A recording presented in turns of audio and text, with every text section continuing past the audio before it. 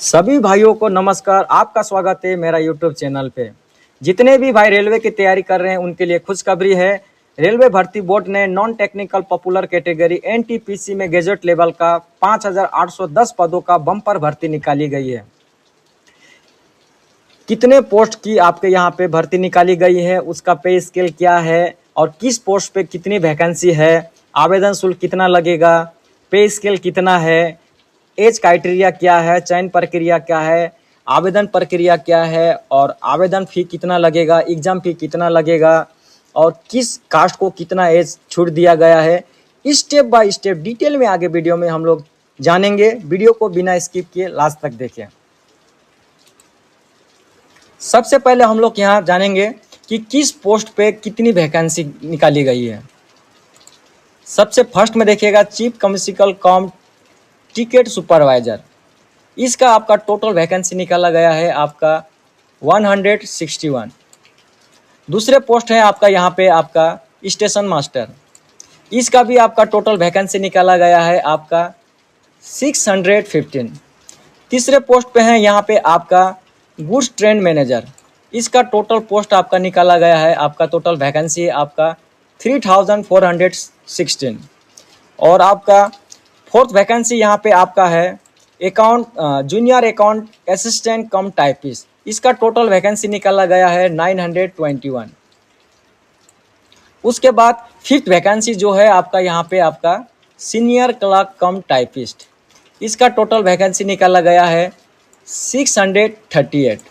उसके बाद आपका जो लास्ट आपका पोस्ट है आपका ट्रैफिक असिस्टेंट। इसका टोटल वैकेंसी निकाला गया है आपका ओनली फॉर आपका 59 है, 59 है। तो सभी पोस्ट को मिला के आपका टोटल वैकेंसी निकाला गया है 5,810, यानी 5,810 पोस्ट का यहाँ पे वैकेंसी निकाला गया है। अब हम लोग यहाँ पे जानेंगे कि किस पोस्ट पे आपका पे स्केल कितना है बन रहा है और सैलरी कितना बन रहा है। यहाँ पे हम लोग जानेंगे। सबसे पहले हम लोग जानेंगे कि पे लेवल किस पोस्ट पे कितना दिया गया और पे स्केल कितना है। हर एक पोस्ट पे हम लोग जानेंगे। सबसे पहले पोस्ट में आपका फर्स्ट में आपका चीफ कमर्शियल कम टिकट सुपरवाइजर। इनका पे लेवल है आपका 6 दिया गया है और इनका 7 PRC की तरफ 6 पे लेवल में रखा गया है। इनका पे स्केल बन रहा है 35,400। दूसरा है स्टेशन मास्टर।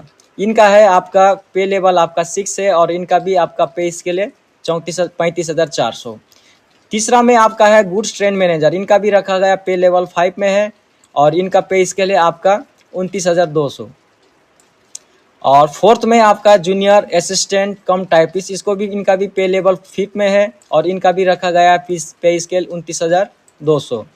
और आपका फिफ्थ में है सीनियर क्लर्क कम टाइपिस्ट। इनका भी पे लेवल है आपका 5 और इनका जो पे स्केल बन रहा है आपका 29,200।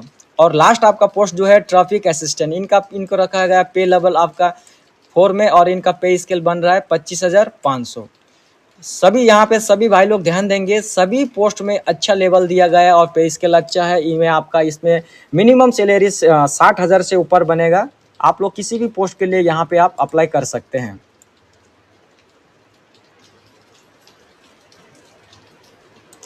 अब हम लोग जानेंगे एज क्राइटेरिया। यहाँ पे ध्यान दीजिएगा 1/1/2025 1/1/2026 तक ही आपका इसमें एज की गणना किया जाएगा। अभी सभी पोस्ट के लिए आपका यहाँ पे दिया गया है 18 से 33 वर्ष सभी पोस्ट के लिए। और किस कास्ट को कितना एज की छूट दिया गया है आगे वीडियो में हम लोग जानेंगे। अभी हम लोग जानते हैं मेडिकल स्टैंडर्ड। मेडिकल स्टैंडर्ड क्या है?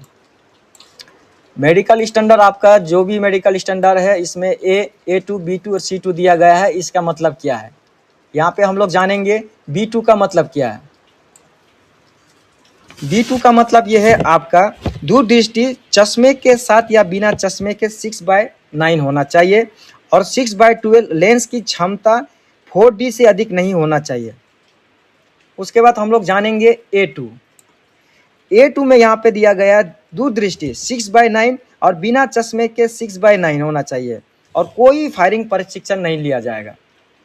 उसके बाद हम लोग जानेंगे C2 का मतलब ये है दूरदृष्टि 6/12 होना चाहिए, चाहे चश्मे के साथ हो या बिना चश्मे के साथ।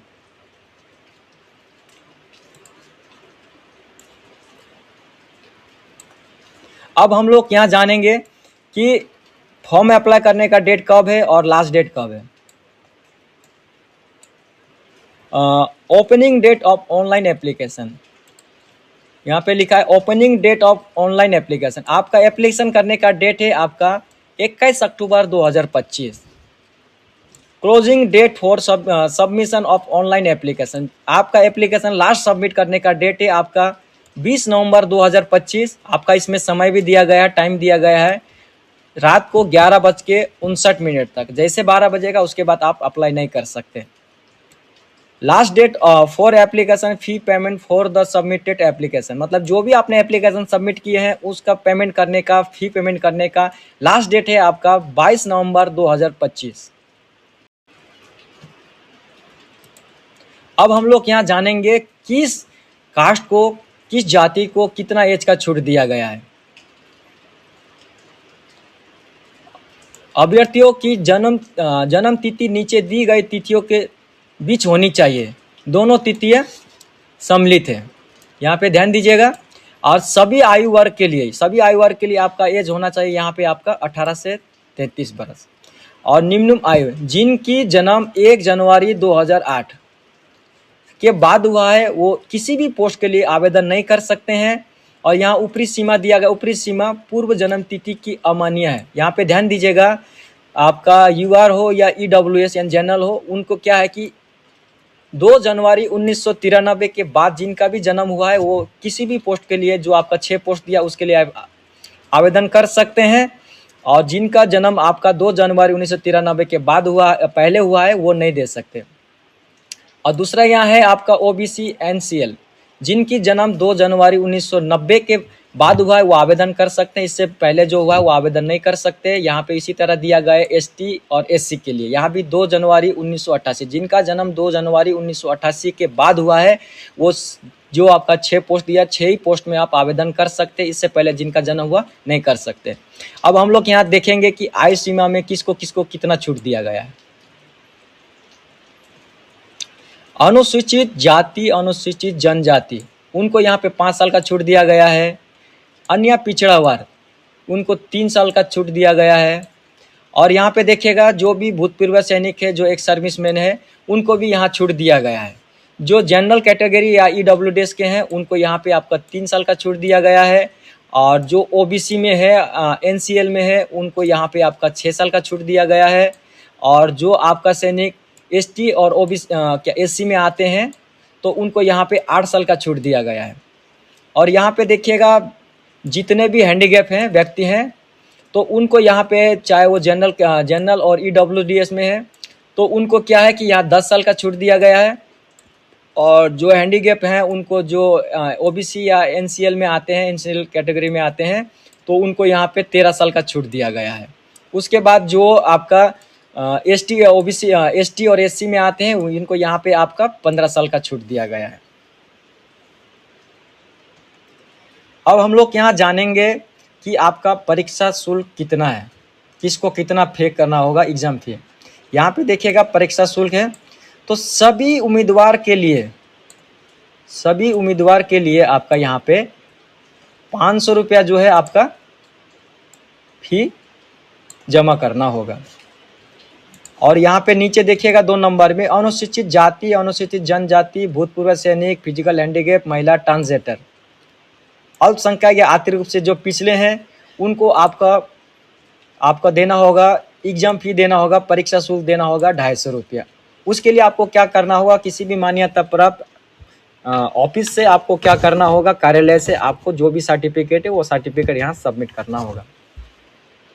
इस वीडियो में मैंने रेलवे भर्ती 5800 पदों पे जितने पोस्ट हैं सब पोस्ट में सारा डिटेल में मैंने बता दिया है। सैलरी क्या रहेगा, किस पोस्ट पे कितनी वैकेंसी है, एज क्राइटेरिया क्या रहेगा, कैसे आपको चयन करना है, लास्ट डेट क्या है, आवेदन करने का स्टार्ट डेट क्या है, डिटेल में मैंने सारा जानकारी बता दी है। अगर इस संबंधित किसी भी प्रकार का आपके क्वारी है तो मेरा कमेंट सेक्शन में कमेंट कर सकते हैं, मैं आपको कमेंट में रिप्लाई कर दूंगा। अगर किसी भी प्रकार का आपको जानकारी है कमेंट कीजिएगा, उससे रिलेटेड मैं वीडियो बना के अपने चैनल पे पब्लिश कर दूंगा।